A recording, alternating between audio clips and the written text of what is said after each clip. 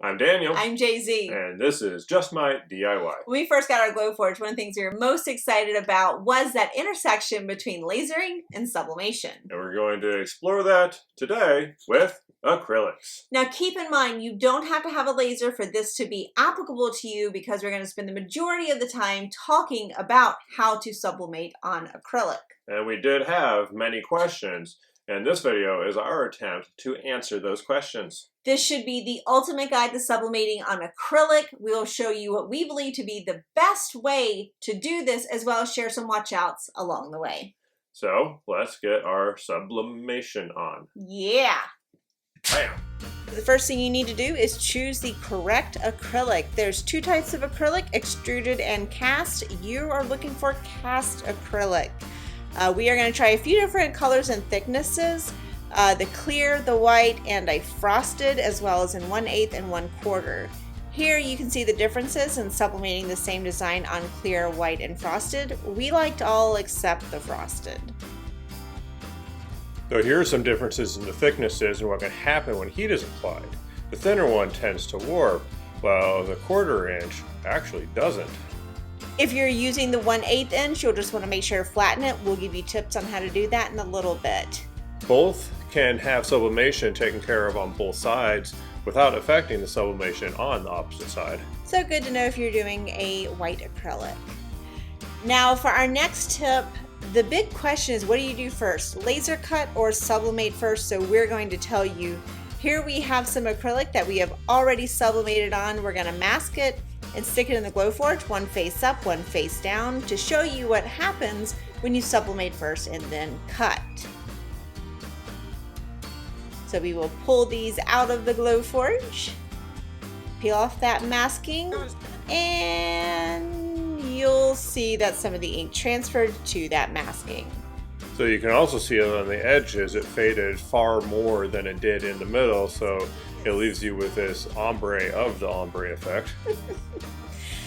Yeah, even with a quick cut, which to cut this shape is about 16 seconds on a Glowforge Pro, you're getting so much ink loss by sublimating first and then cutting.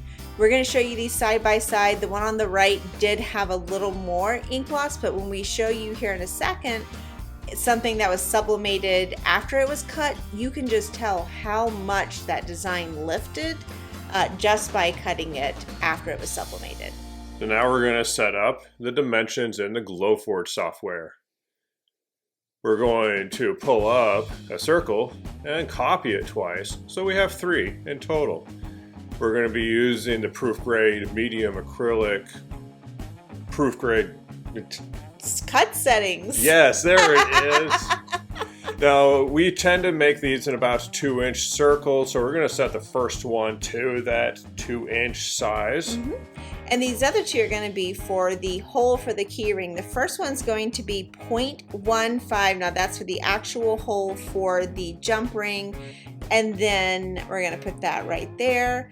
The next one is going to be 0.08. We're using this as a spacer about how far down that hole needs to be. So we zoom on in, click on everything so we can hit the center it button.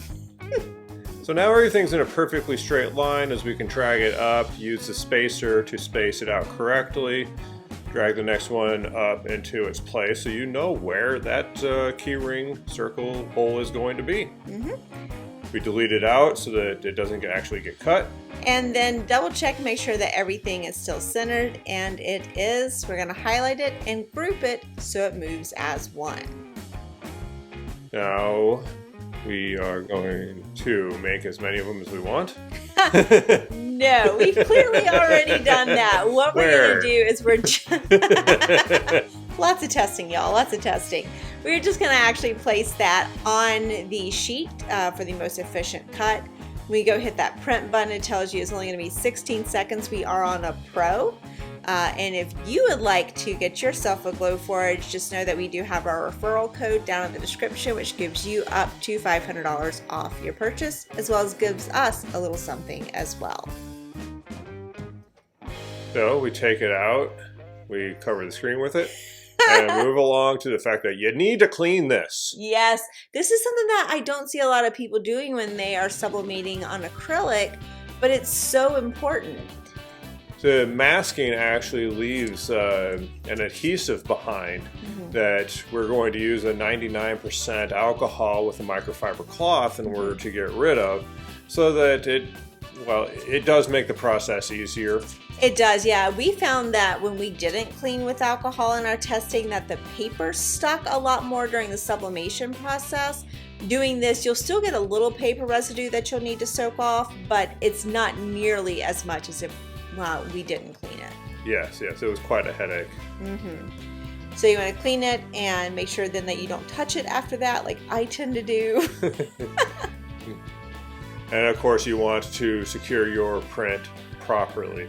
Now here's our StarCraft ink coming out of our Epson EcoTank converted printer onto what we think is Johnson Plastic Plus paper. Yeah, this should be our JP Plus paper. We've used a lot of different ones, but we do like our JP paper. Now we're cutting the paper larger than the acrylic itself.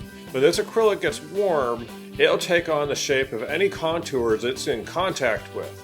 So we leave out the contour, make sure we align it the way we want it, and tape it, usually covering the hole. Yes, that covering the hole is really important, especially if you have a full bleed print, because you don't want that sublimation ink to come through to the other side. But importantly, that tape is obviously going on the back side again, so we don't get that imprint.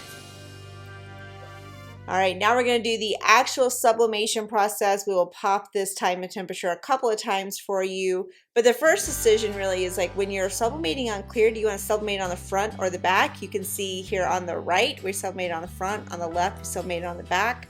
We like doing it on the back.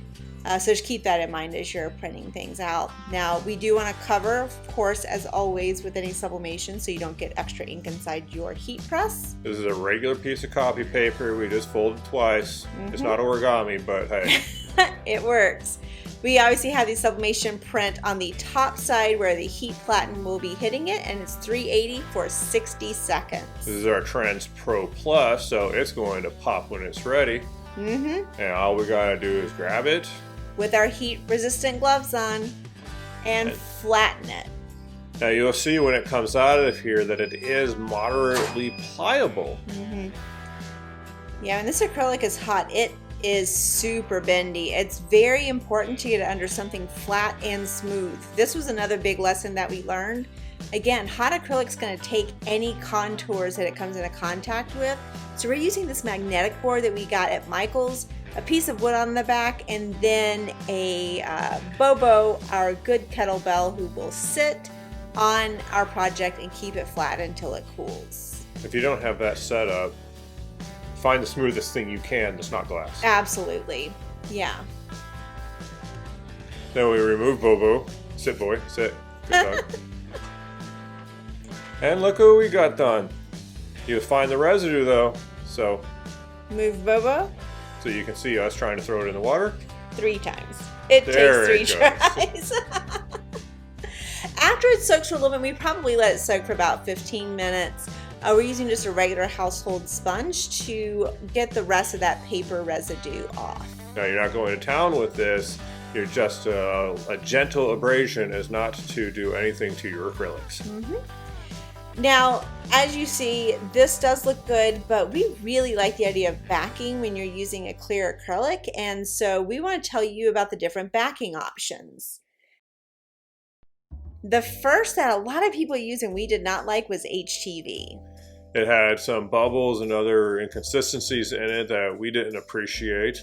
Yeah, the next one was adhesive vinyl, which actually looked really good. And you know, we cut this with the Cricut, so you can get it the right size.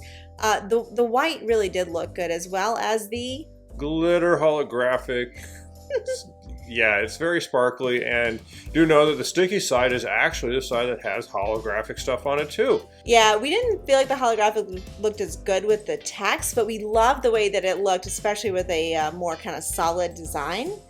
So no, that's an option, but we're going to show you our favorite one, which is UV resin, which you just need some UV resin, a cup, some popsicle sticks, lighters and toothpicks, and UV sources.